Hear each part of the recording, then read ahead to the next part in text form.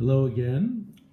I didn't quite finish dictating or reading the entire chapter 11, so I'm going to go back just a little bit. This will be part 2 of chapter 11 of Treasure Island, What I Heard in the Apple Barrel. "We're all forecastle hands, you mean," snapped Silver. "We can steer a course, but who's to set one?" "That's what you all gentlemen split on, first and last. If I had my way, I'd have Captain Smollett work us back into the trades at least. Then we'd have no blessed miscalculations and a spoonful of water a day. But I know the sort of men you are. I'll finish with 'em, those others, at the island, as soon as the Blunt's on board, that is the treasure. And a pity it is. But you're never happy till you're drunk. Split my sides, I've a sick heart to sail with the likes of you." What Long John is saying is that he needs someone to navigate the ship. Captain Smollett is an excellent sailor. None of the rest of them know how to navigate. They'd be lost at sea. So he would prefer to keep everyone alive as long as he possibly could until they got back almost as far as England or wherever they're going to end up going. But he knows what kind of a crew he's got to work with. They're pirates.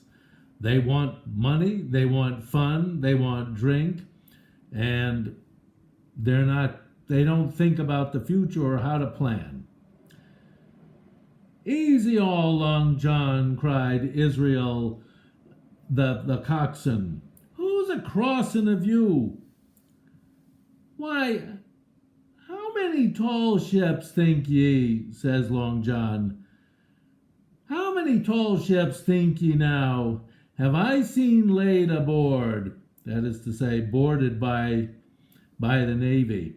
"And how many brisk lads dryin' in the sun at Execution Dock?"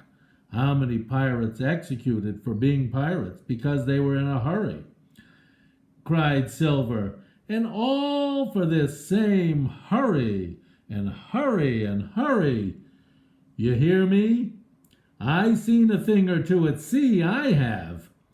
If you would only lay your course and just a pint to windward, you would ride in carriages, you would. But not you. I know you. You'll have your mouthful of rum tomorrow and go hang." That is to say, most of those pirates wouldn't plan for the future. They just wanted to live right now and have fun now. But Long John knows about planning, and if you plan, you can ride in a carriage. That means you'll have money and you can live the easy life. If you don't, you go out and get drunk and they'll catch you and hang you. "Everybody knowed you was a kind of chaplain, John, but there's others as could hand and steer as well as you," said Israel. "They liked a bit of fun, they did. They wasn't so high and dry nohow, but took their fling like jolly companions, every one." "So," says Silver, "well, and where are they now?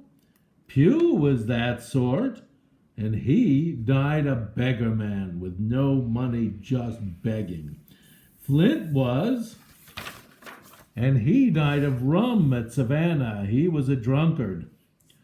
Ah, they was a sweet crew, they was, that crew of Flint's.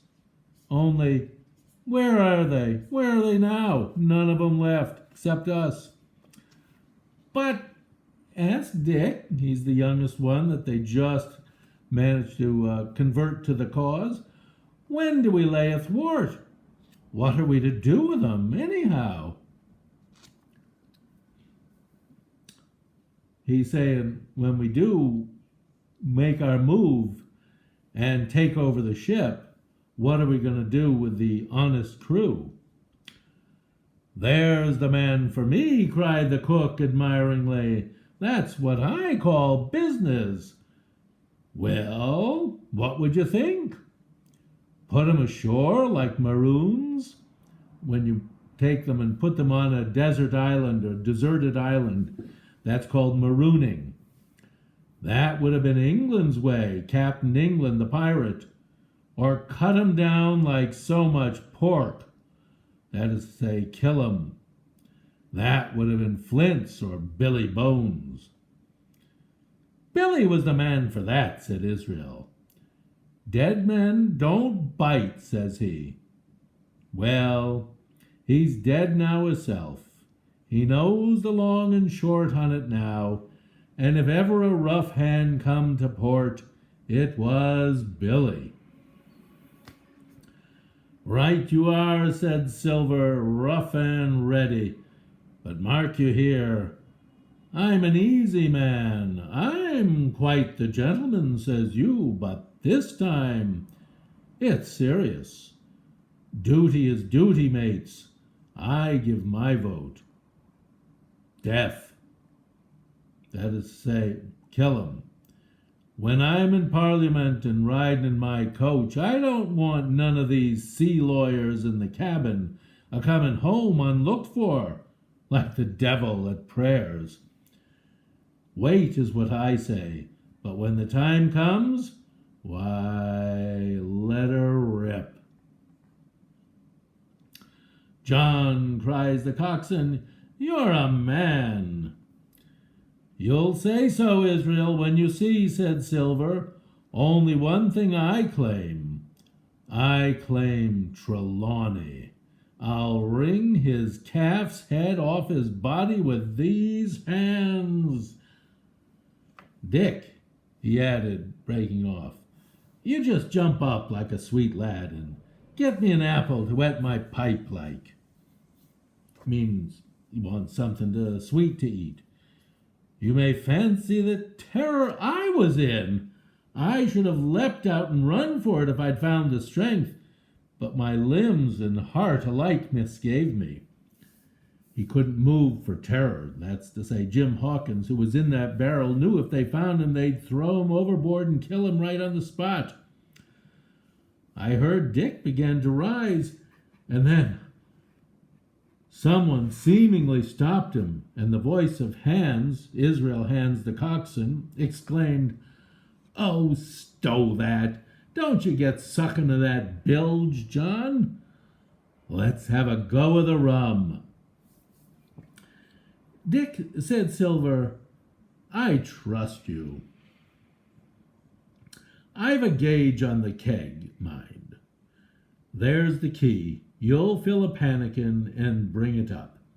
Now what he means is he is in control because he's the cook and he's the quartermaster. He's in charge of the supplies on the ship, and he has the key to the rum keg. The keg is a barrel, and the barrel has got several gallons, who knows how much, of rum in it that he measures out every day for the crew. A pannikin is a cup, and there's a key locking the spout on the keg. But Long John gives Dick, the youngest one, the key, and he says, "You go fill up a pannikin, a jar, and bring it up, and we'll have a drink."